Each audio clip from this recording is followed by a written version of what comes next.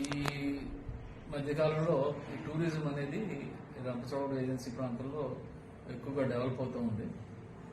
మన Rampachodavaram sub division పరిధిలో చూసుకుంటే ఈ మారేడుమిల్లి కానీ, రంపచోడవరం కానీ, దేవీపట్నం కానీ ఈ ముఖ్యంగా ఈ 3 మండలాల్లో టూరిజం అనేది ఎక్కువగా జరుగుతూ ఉంది. దేవీపట్నం పార్కొండలు టూరిజం బోట్స్ వెళ్తూ ఉంటాయి. అదేవిధంగా ఈ రంపచోడవరం, మారేడుమిల్లి మండలాల్లో ఈ జలాశయాలు కానీ, కొండవాగులు కానీ ఇవన్నీ జలవనరులు ఉండటంతో జనాలు బయట నుంచి వచ్చిన టూరిస్టులు అయితేనే, ప్రజలైతేనే వాటర్ దగ్గరికి వెళ్ళడం, వాటర్ చూసిన ఆనందంలో వాటర్ దగ్గరలో దిగడం, ప్రమాదవశాత్తు చనిపోవడం అనేది ఎక్కువగా జరుగుతూ ఉంది.